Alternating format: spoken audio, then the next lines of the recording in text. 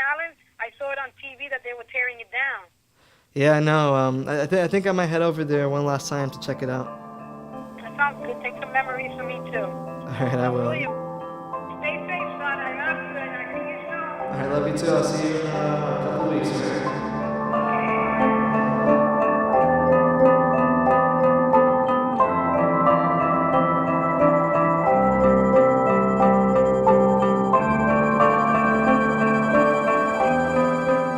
I was born in 1983 in Coney Island, a New York City neighborhood way past its heyday.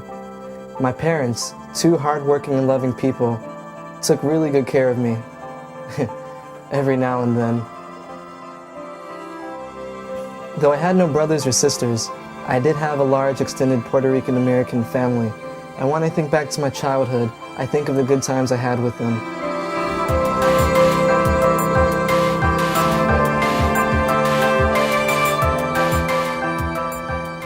We lived a block away from the beach, and the amusement park was only a 10-minute walk away. For a kid, it seemed absolutely perfect. Never did I realize that we were living in one of the most violent neighborhoods in New York City, literally seething with crack dealers and gangsters.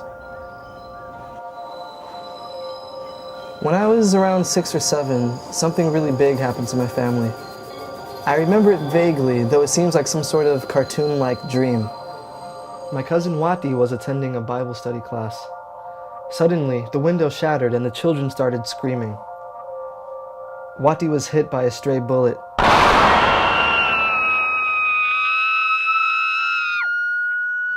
Fired by some gang members in the building next to us. She was only 9 years old. She survived. But that event convinced my parents that Coney Island in the 80s was not a safe place to raise a kid. And slowly, one by one, the entire family moved to Fayetteville, North Carolina. My parents thought that moving out of the projects would give me a better chance of achieving the American dream, and that we would all live happily ever after. But sadly, that wasn't the case.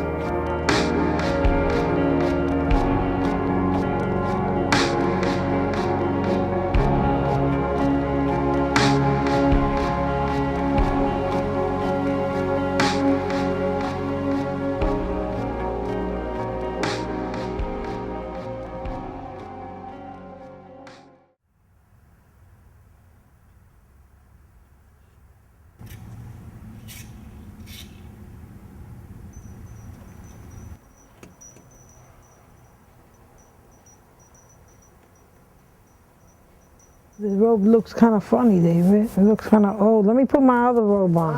I got a brand new one in blue. Let me get it. The way you are. No, this one looks ugly. Look at all the bumps, and it shows that people are going to say I look horrible. Wait, okay? Does that look better now, the robe? Yes. It's nice and warm, too. It was in 1981, almost 82. 81, and we worked together. It was called the Federation of the Handicapped, and then we got married in 1994.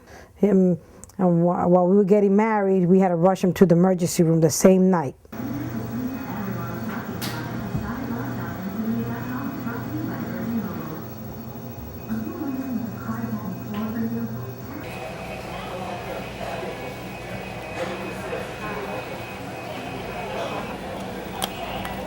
I thank God, I thank God that I have a wife.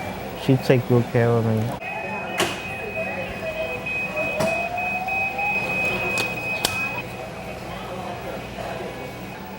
Ow.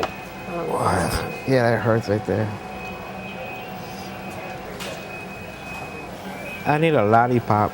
You need a lollipop?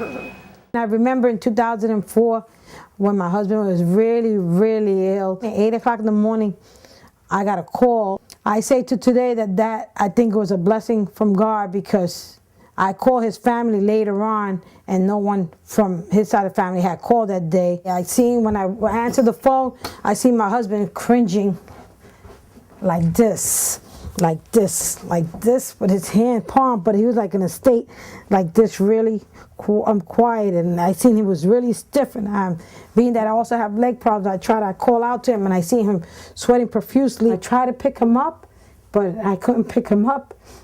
and he fell. And I was calling out to him, hun, hun, hun. I did everything I could. The EMS came because I called my mother because she lives in the front, and she helped me.